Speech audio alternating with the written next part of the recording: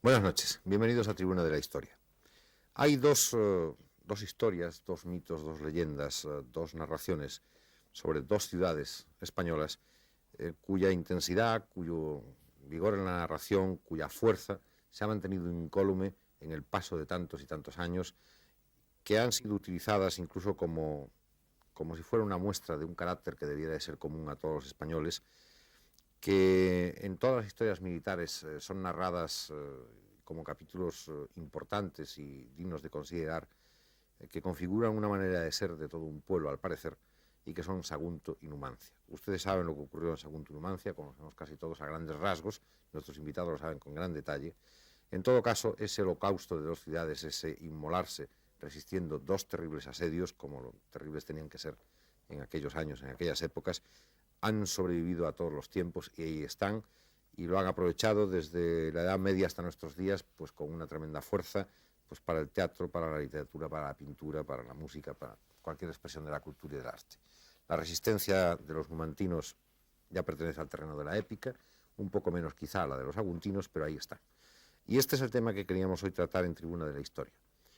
Reducir un poco a los términos de la absoluta realidad, incluso militar, lo que fue el sitio de Sagunto y el sitio de Numancia, y sobre todo ver qué hubo más allá de esa inmolación de dos ciudades, porque estamos convencidos de que hay mucho más que eso. ¿Cuál fue ese entorno en el que ocurrieron estos hechos? ¿Qué significación tuvieron en el mundo en su momento? ¿Quién había en Sagunto? ¿Quién había en Numancia? Y qué eran Sagunto y Numancia, por supuesto. Nuestros invitados, que van a descifrar tantos y tantos puntos oscuros y de luz como hay en estas dos epopeyas, son don José María Blázquez, que es catedrático de la Universidad Complutense, es catedrático de Historia de España Antigua, es director del Instituto Español de Arqueología, es un hombre que conoce profundísimamente el tema, porque además me parece que está excavando exactamente en Cástulo y justo y que además en cualquier momento encontrará la casa de Aníbal. Eso esperamos. Ojalá sea verdad. Don Miguel Alonso Baquer, que puede poner exactamente el problema militar en sus exactos límites, es profesor de Historia Militar en la Escuela del Alto Estado Mayor y es teniente coronel. Don Julio Mangas es catedrático de Historia Antigua en la Universidad de Oviedo, es un experto sobre Historia Social de España y de una manera muy particular en romanización. Y don Antonio Fontán es catedrático de Filología de la Universidad, Filología Latina, me parece que es exactamente, de la Universidad Complutense. Es autor de notabilísimos trabajos de investigación sobre literatura latina y sobre todo sobre cultura romana y en fin, hemos de decir que es periodista y casi nos permitirá usted que lo antepongamos a todo lo demás, porque nos parece que esto cae en los límites del periodismo y además naturalmente es político, ha sido ministro y es ahora político en activo. Luego contaremos a lo largo del programa con importantes aportaciones como la de don Antonio Blanco, la del profesor don Antonio Tobar y la de don Francisco Presedo, que en un momento determinado del programa responderán algunas preguntas que aquí se susciten. Vamos a centrar el tema en imágenes, como es habitual, y luego empezaremos la charla. Sagunto, la ciudad del litoral valenciano, famosa por su resistencia frente a Aníbal. Y Numancia, en la altiplanicie soriana, justamente célebre por su enconada oposición a los romanos, simbolizan la resistencia de los indígenas de Hispania a dejarse conquistar primero por los cartagineses y seguidamente por los romanos.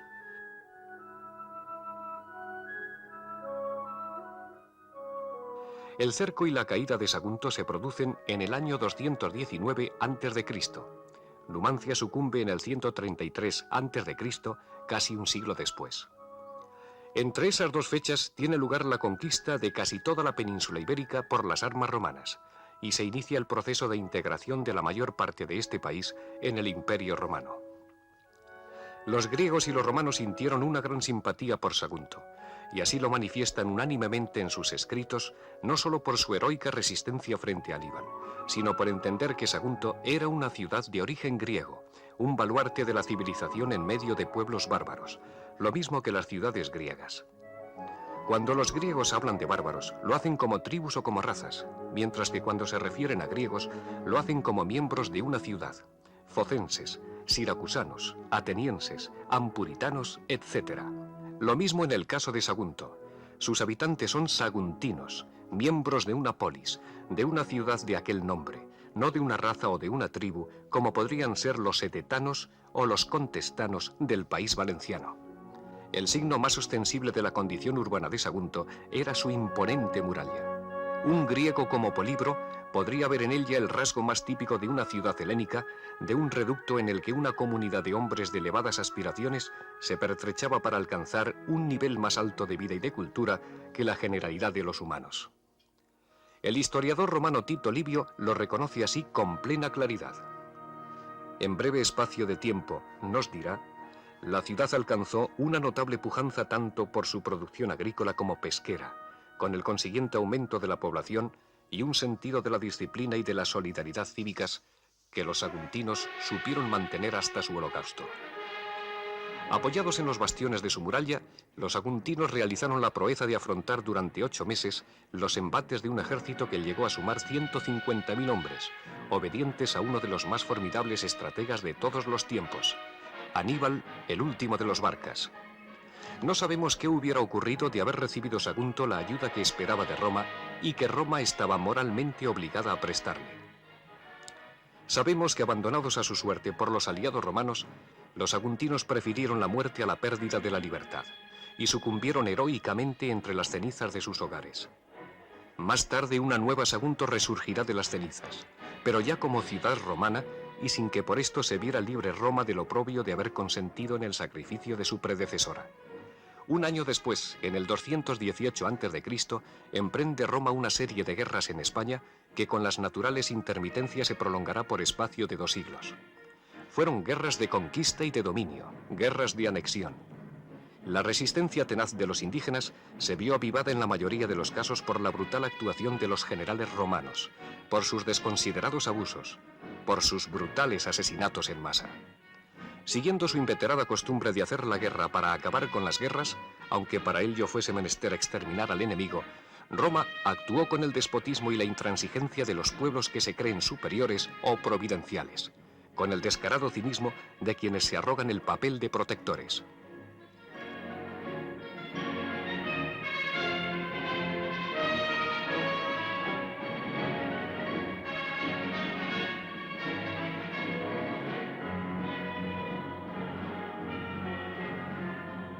En estos 200 años de lucha, que no terminan hasta que en el año 19 a.C.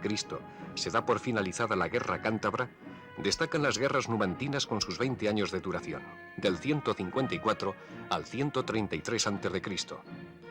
En todas estas contiendas mostraron siempre los numantinos una evidente superioridad militar sobre sus enemigos, a los que infringieron una continua serie de derrotas y vejaciones que el poderoso pueblo romano no podía tolerar sin sentirse humillado. Por este motivo, Escipión Emiliano, el gran patricio, el más fiel representante de la aristocracia senatorial romana, imprimió a esta guerra el carácter horrible de guerra de venganza, de guerra de exterminio, de guerra sin cuartel. Los numantinos, que hasta entonces se habían visto siempre forzados a luchar a la defensiva, se encontraron repentinamente obligados a atacar al cerco de hierro, guarnecido por un número de defensores 10 veces mayor que el de sus propias fuerzas. Escipión no se arredró ante nada y no respiró satisfecho hasta que después de 8 o 9 meses de bloqueo y de hambre, casi sin fuerzas para sostener en pie a sus habitantes, vio arder a la odiada ciudad por los 4 costados, hasta que no pisó sus ruinas humeantes y anduvo sobre sus escombros, hasta que no sintió abatirse sobre ella el silencio de la muerte. Así había hecho antes en Cartago, así había hecho también Numio en Corinto. Roma no perdonaba las humillaciones.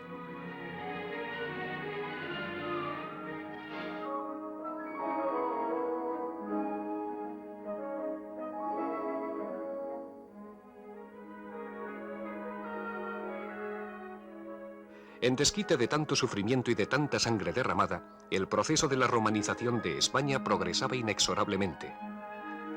Aunque ese proceso no respondiese a un proyecto expreso, Roma estaba poniendo en marcha los resortes que acabarían por convertir en romana a una sociedad que no lo era. Algunos excelentes gobernadores, que también los hubo, como Tiberio Graco y Claudio Marcelo, habían sabido conciliarse la simpatía y el respeto de los indígenas y fomentado la convivencia de estos con los aún pocos romanos que entonces residían en España. Itálica, Córdoba y Liturgi eran ya ciudades muy romanizadas. A través de ellas, el latín estaba reemplazando a las lenguas indígenas. La transformación afectaba también al campo, donde estaban surgiendo las primeras villas rústicas según el modelo impuesto por el capitalismo romano. Así, paso a paso, Hispania se convirtió en la primera de las provincias romanas fuera de Italia y de las islas próximas a ella, y en el firme baluarte de la latinidad que ha seguido siendo hasta el día de hoy.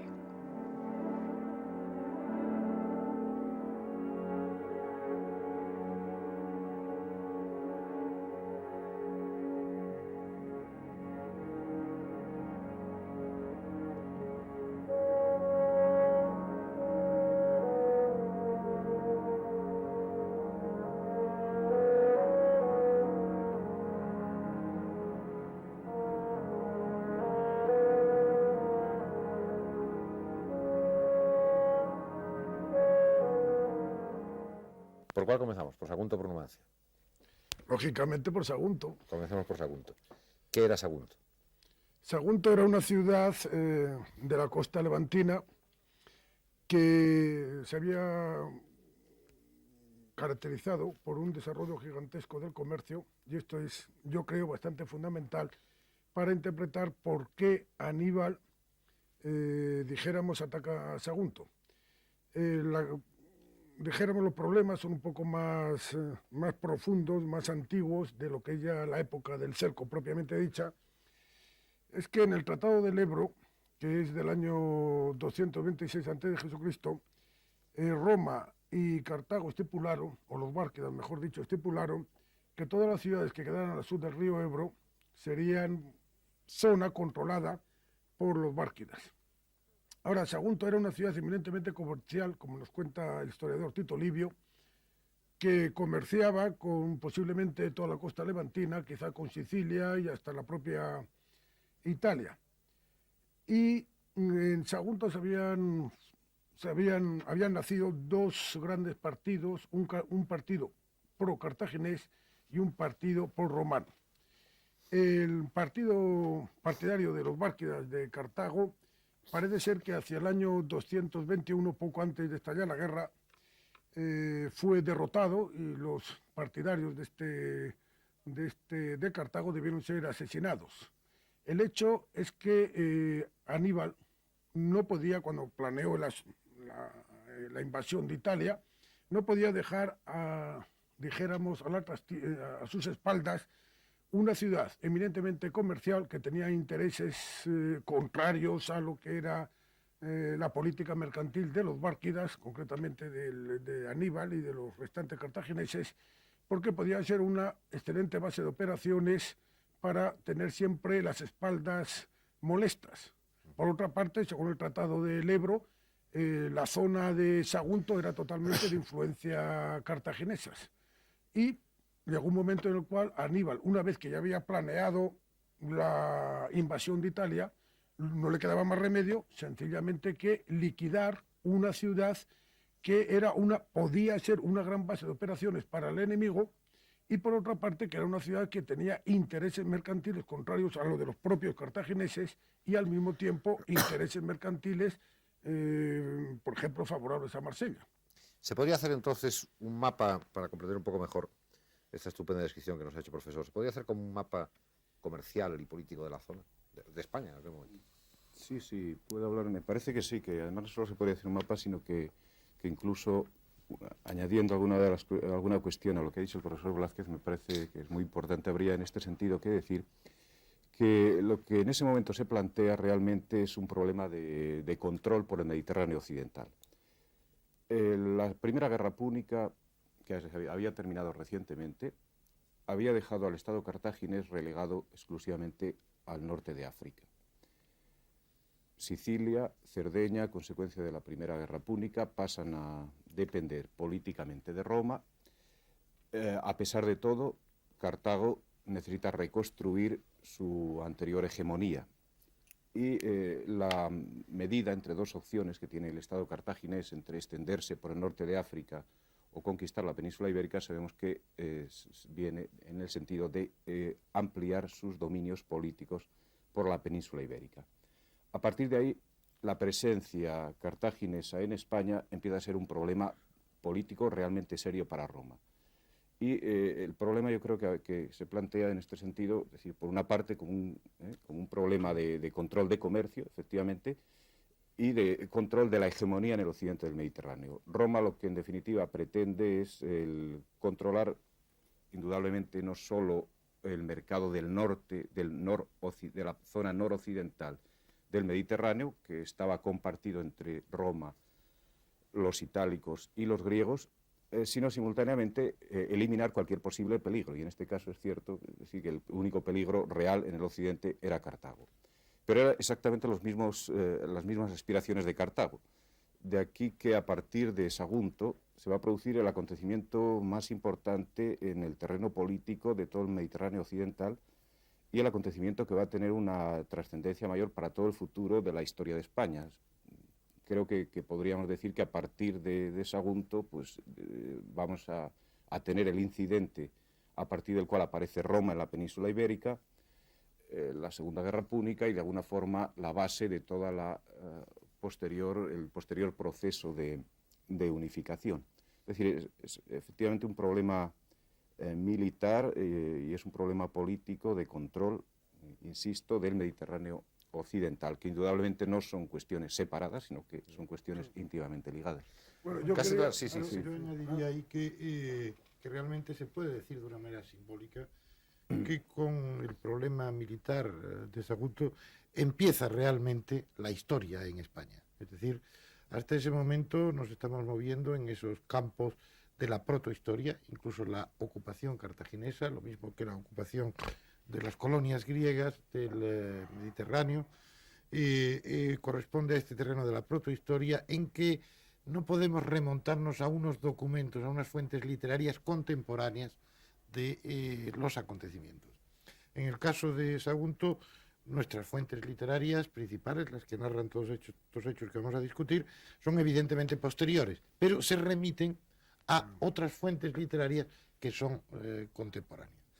Por otra parte, y yo subrayaría que la península ibérica, pues relativamente bastante conocida por griegos, fenicios, púnicos, y de la que había, los púnicos son al fin y al cabo fenicios, y de la que había noticias en Roma, se presentaba como una gran reserva de dos materias primas importantes, una, las reservas de minerales de la riqueza de la península ibérica, y otra, las reservas de hombres.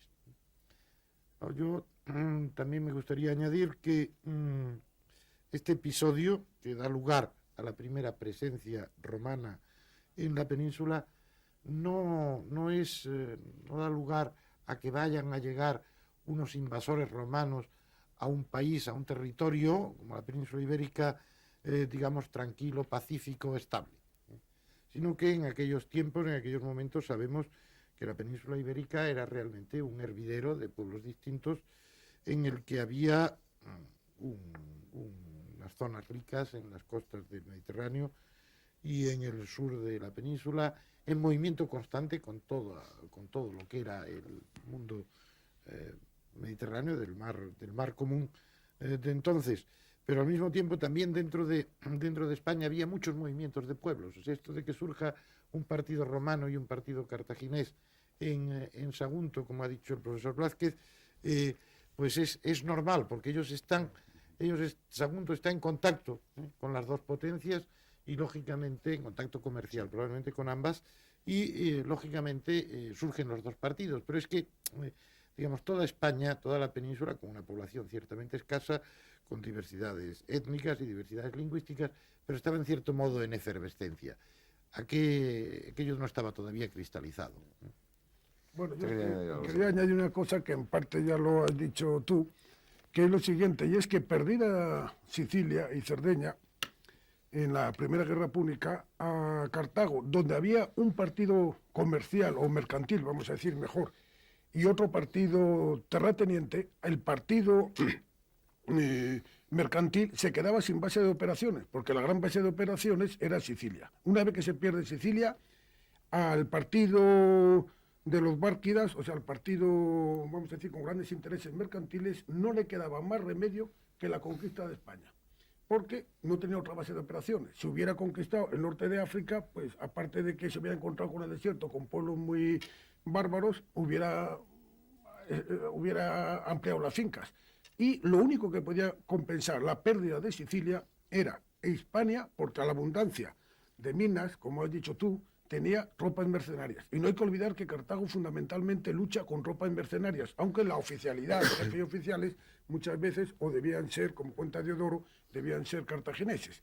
Pero además tenía otra cosa muy interesante, que yo creo que tiene mucha importancia después para los sucesos, es que, aparte de las tropas que podían sacar de España, del dinero que las podían sacar, las minas que podían pagar a las tropas mercenarias, una cosa muy interesante para los bárquidas era el espíritu de caudillaje propio de la clientela ibérica. No hay que olvidar que dos bárquidas estaban casados con hispanas. Aníbal estaba casado con una de Milce, una de Cástolo, donde yo hago las excavaciones. Es decir, que había dos bárquidas que se podían presentar. Asdrúbal, claro, que primero había estado casado con la hermana de Aníbal, y después se casa con una princesa, con una hija de algún régulo ibero del Pero es que esto les podía presentar ante los hispanos, vamos a decir, ante los indígenas, como auténticos héroes o jefes nacionales. Es decir, eran señores que estaban casados con princesas, dijéramos, del país y que no eran invasores.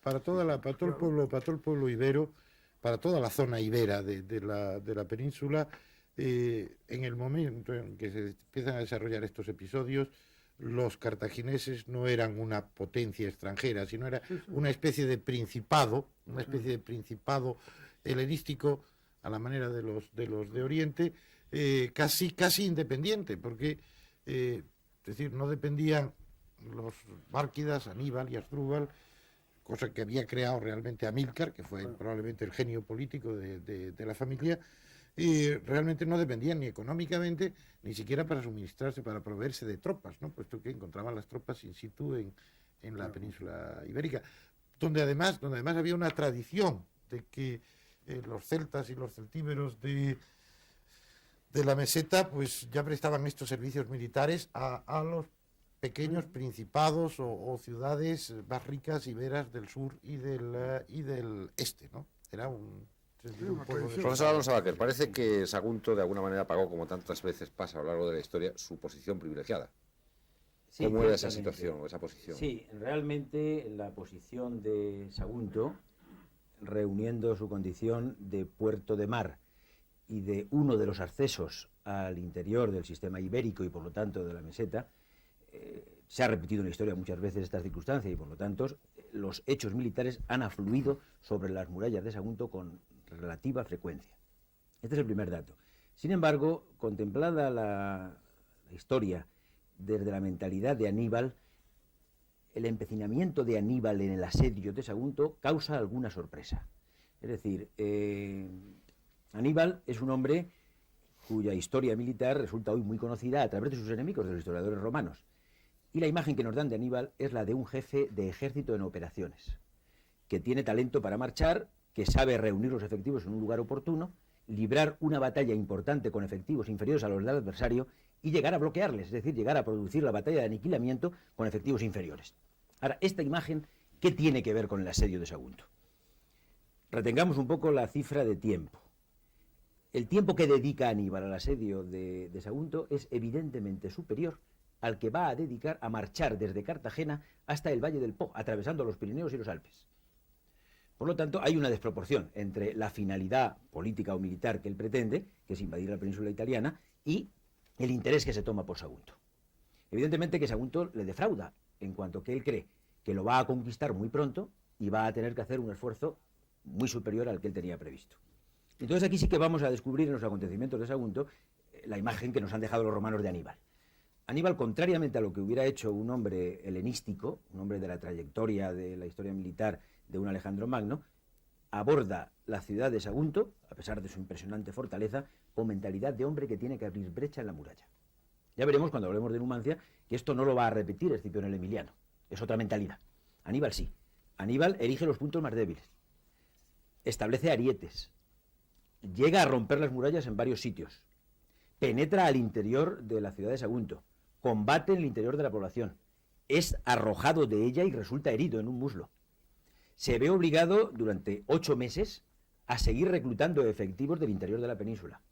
tiene que castigar a sectores de esta población aborigen, española, ibérica, la tiene que castigar para que no decaigan en su interés por el hundimiento de la presencia aliada de Roma, que sigue estando con su bandera levantada en Sagunto. Entonces, esta mentalidad de Sagunto y esta resistencia que ofrece Sagunto constituye una sorpresa para el propio Aníbal. Y realmente la única explicación es la voluntad de independencia, de autonomía de estos hombres, a pesar de ser hombres que por ocupar un puerto de mar están acostumbrados a todo tipo de influencias. Y conocen perfectamente que uno de los avatares que les puede ocurrir es caer dentro de la zona de influencia de Cartago o de la zona de influencia de Roma, y de que es prudente el estar aliado con alguno de ellos. Lo que ocurre es que los hombres de Sagunto han tomado partido prematuramente y han dicho que deben de estar en la zona de influencia de Roma, que Roma les debe de proteger. Y este hecho, mantenido con firmeza, es el que va a provocar su ruina y su gloria, porque realmente ya cuando Roma vuelva a la península ibérica, siempre utilizará el ejemplo de Sagunto como una fuente de negociación con el resto de los pueblos ibéricos. Yo ahí preguntaría, perdón, puede. Manga, yo preguntaría al señor Alonso Baquer si efectivamente en esa decisión firme de Aníbal de resolver, por así decir, el problema de Sagunto antes de emprender la marcha hacia Italia, no habría una razón política profunda. Él no podía dejar un aliado, casi como un símbolo político, no podía dejar un aliado de Roma a sus espaldas, independientemente de la fuerza militar que tuviera. Podía encontrarse con que quizá otros, a lo largo de su itinerario previsto, otros pueblos siguieran el ejemplo, ir dejando esas bolsas prorromanas en su retaguardia. Sí, evidentemente que ese fue el modo de pensar de Aníbal. Por lo menos, es decir, ¿no? los hechos, los acontecimientos hablan en ese sentido. Es decir, Aníbal, con un gran talento militar que todos le reconocen, se toma en serio este objetivo y se empeña en él. Esto es un hecho irrebatible. Lo que, sin embargo, no está tan claro es que la capacidad de sostener el enlace con Cartago, a través de otros puertos, fundamentalmente Cartagena, y la capacidad de retener a la península ibérica en su órbita, la mantuvo durante muchos años. Claro que la mantuvo después del escarmiento de Sagunto. Después del escarmiento de Sagunto. Claro. Ahora, sin ese escarmiento, ¿qué podía temer él de Sagunto, además del símbolo de la resistencia? Esta es la pregunta que yo creo que está sin contestar. Sí, yo quería intervenir en este sentido. O sea, Yo creo que efectivamente en esta línea que el problema que hay ante todo ahí no es un problema como se va a dar en otros momentos, y de hecho se dio en el sur de la península ibérica en el momento de la presencia de venir los cartagineses, en la conquista de Cástulo, aunque luego se utilizaron vías diplomáticas y se resolvió fácilmente, el problema ante la conquista de Oretum, cerca de Cástulo, que a eso sí les planteaba mayores problemas. Quiero decir que aquí no se plantea tanto, yo creo, para los cartagineses como un problema simplemente de sometimiento de una población más de las poblaciones indígenas, que eran ya muchas las que tenían sometidas, y en este sentido no reunía unas especiales condiciones, sí, cierto, puerto, etcétera, pero tenía otros, había otros puertos y puertos mejores. También las relaciones comerciales. Yo más bien creo que ahí, es decir, ante todo lo que hay es un símbolo político. Es decir, de alguna forma yo creo que la lucha contra Sagunto no es exclusivamente una lucha de cartagineses contra indígenas, aunque en el terreno práctico y en el terreno militar se planteara así. Fueron solo los indígenas los que defendieron Sagunto, bueno, una parte de los indígenas, sino que realmente la lucha contra los indígenas de Sagunto es ya una lucha contra Roma. Es contra Roma, es contra un aliado de Roma, contra alguien que ha tenido la osadía dentro del imperio Bárquida en proclamarse aliado de Roma. Bueno, yo creo, estoy totalmente de acuerdo con lo que habéis dicho, pero yo quería preguntarle a usted una cosa, más bien vamos a decir, dentro ya de la cosa militar. ¿No podía pesar en la mente de Aníbal, por ejemplo, el ejemplo de lo que había hecho Alejandro Magno? Alejandro Magno, cuando se lanza contra Persia, empieza por el norte, vamos, por la zona de Troya, baja por toda la costa, y las ciudades que se le ofrecen resistencia, hace cercos. Por ejemplo, tenemos el cerco de Tiro, que son 9 meses también, el cerco de Gaza. Después también sabemos que en la costa de lo llamada Asia Menor, también tiene varios cercos. Es decir, que en Alejandro Magno da la impresión de que él no quiere dejar tampoco enemigos a la espalda. O sea, no podía pensar algo, vamos a decir, el ejemplo, de Alejandro Magno. Sí, está documentado que Aníbal era un gran admirador de Alejandro Magno, y que conocía, con 100 años de diferencia, todo el eco que había quedado en la cultura helenística de las grandes victorias de Alejandro Magno. Y la imagen de Alejandro Magno era suficientemente completa como para ofrecerle ejemplo de asedio de importantes ciudades, de largas marchas, de maniobras en campo abierto y de batallas campales. O sea que realmente esto es cierto. Lo que ocurre es que la expresión enemigo a la espalda yo me la tomo con mucha relatividad. Es decir, hay que analizar a Sagunto en estas dos perspectivas. Lo que pueden hacer los hombres de Sagunto contra mí y lo que yo puedo hacer contra ellos. El dejar inmovilizados a los hombres de Sagunto era algo que estaba al alcance de Aníbal. Ahora, evidentemente que por razones políticas y por razones de símbolo no le convenía de ninguna manera. No le convenía de ninguna manera y por lo tanto decidió bien. Existe también el problema del Tratado del Ebro. Realmente era un desprestigio para Cartago el que, habiendo pactado con Roma, el que la divisoria de las zonas de influencia era el Ebro, una ciudad importante y muy conocida al sur del Ebro, mantuviera su lealtad a Roma. O sea que en este orden de ideas realmente se puede hablar con propiedad. Pero se habla a nivel, que podríamos decir, político. Pero a nivel militar, Sagunto no representaba un peligro para su expedición. Su expedición se despegó del sur del Ebro, atravesó ciudades tan importantes como Sagunto, ninguna de ellas le resistió y se tuvo que desplazar por el interior porque le temía a las fuerzas romanas que al mando de los escipiones podían desembarcar en alguno de estos puertos y ofrecer una batalla campal. Aníbal hace la expedición hacia Roma temiendo a la batalla campal. ¿Por qué? Porque quiere darla en Roma, a las puertas de Roma, lo más cerca posible de Roma. Por lo tanto, no es el enemigo a la espalda, es el símbolo de que él todavía no es suficientemente fuerte en la península ibérica. Sí, es el símbolo político, ¿verdad? ¿Y cómo es Sagunto? Porque habría que definir quizá hasta qué punto se sabe de Sagunto. Sí. Hay un hecho, No, es que hay un hecho importante en este sentido, en este sentido de definición de hasta dónde pesa lo estratégico, lo puramente estratégico militar y hasta dónde pesa lo político, y es toda esa situación, es decir, mejor dicho, la estructura política de Sagunto con el entorno de Sagunto. Nos dicen los autores antiguos que Aníbal, antes de poner cerco a la ciudad, subleva a las poblaciones de los entornos con un pretexto, ¿no? Es decir, que los turboletas, que por tal no sean tales turboletas, o sea otra población, pero es el nombre que nos viene dado en los textos. Entonces, quiero decir, por lo que conocemos actualmente de las poblaciones del área ibérica, y en este caso se puede incluir perfectamente dentro del área ibérica, la organización política estaba consistía fundamentalmente en lo siguiente, es decir, una comunidad o unidad urbana privilegiada controlaba un conjunto de núcleos de población dependientes de los entornos, pequeñas aldeas, aparecerán los textos latinos u ópida, incluso, es decir, no solo pequeñas aldeas, sino unidades, núcleos de población mayores, núcleos de población que están obligados a pagar cierto impuesto a las ciudades privilegiadas. Esto se advierte, y además esto es significativo porque de alguna forma lo que se da en la península ibérica presenta muchas analogías con lo que conocemos, por ejemplo, del área de Cartago. Tradicionalmente Cartago tenía, desde el siglo IV hasta, es decir, noticias de Aristóteles hasta las noticias que nos da Polibio, combinando ambos tipos de información, aunque sean de épocas distintas, se nota cierta evolución, pero en todo caso hay un elemento central, y es el siguiente: una ciudad privilegiada con unos campos alrededor divididos en lotes de tierras entre los ciudadanos, aquellos que forman parte de la ciudad privilegiada. Nos dicen además los autores antiguos que cuando demográficamente se producía un incremento y podía plantear problemas de reparto de tierras, entonces se evacuaba parte de la población, es decir, emigraba para crear otro modelo igual, es decir, para crear otra unidad privilegiada. Una colonia, vamos. Una colonia. Sí, y en el entorno, y esto es lo que yo quería hacer resaltar, en el entorno de la ciudad de Cartago había un conjunto bastante considerable de poblaciones dependientes tributarias. Algunas de ellas, nos dice el propio Polibio, que pagaban hasta un 50%, lo cual es una cantidad abusiva, un 50% de la producción a la ciudad de Cartago.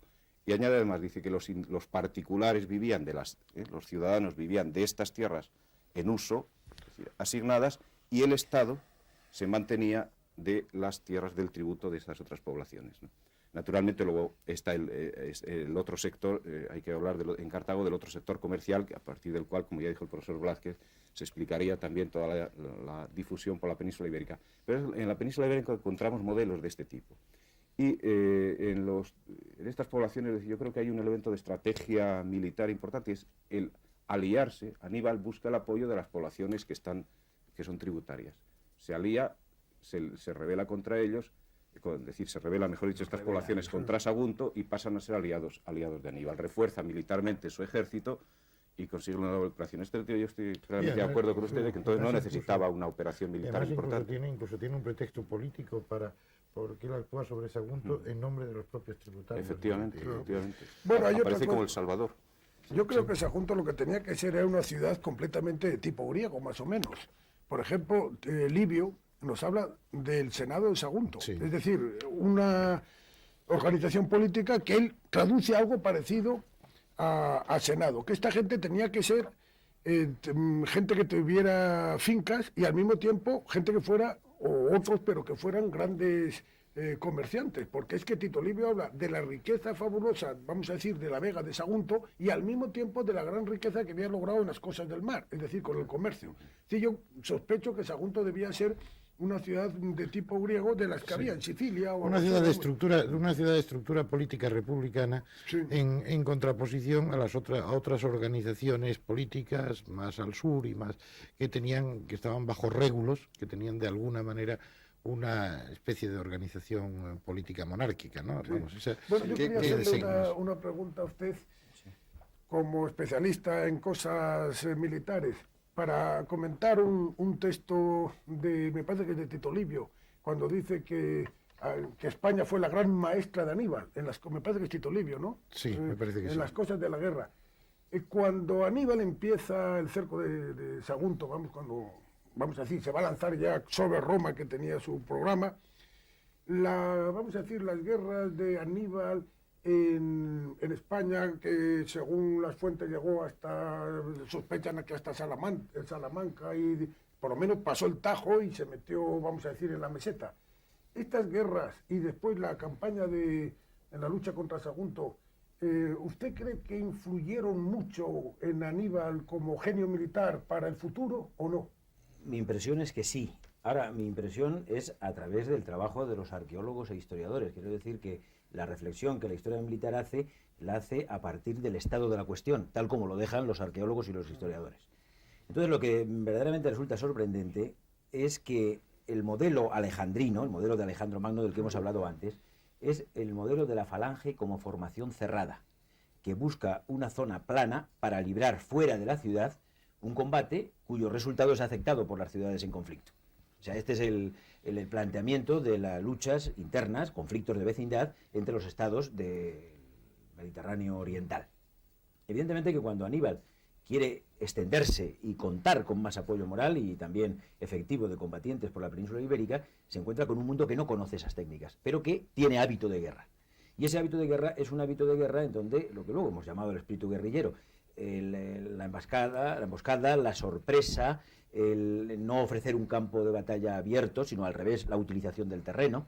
O sea, todos estos elementos van a dar la gran sorpresa de que cuando Aníbal plantee batallas clásicas, la de Trebia, la de Tesino antes, la de Trasimeno y la de Cannas, lo va a hacer introduciendo unos elementos que los romanos no han asimilado todavía, tardarán un siglo en asimilarlo, que es el introducir en la batalla elementos de movilidad, ¿no?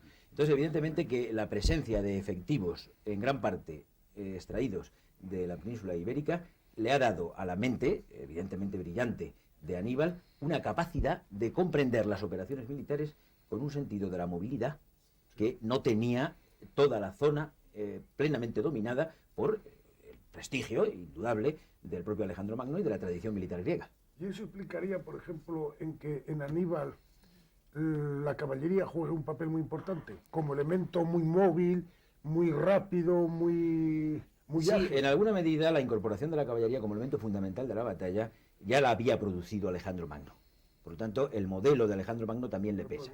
Ahora, la caballería, aparentemente, Aníbal la saca del norte de África, de los númidas. Es decir, que no hay una gran tradición de combatir a caballo en la península ibérica, aparentemente. Pero sí había muchos caballos, ¿eh? Sí. Y era uno de los y era uno de las riquezas comerciales, Una gran ¿no? Sí. movilidad gracias Y la, a la guer- caballería. la claro. guerrilla O sea, se el hace caballo es una de las caballo cosas ibérico. de las que alcanzamos probablemente Sí, es un problema a investigar.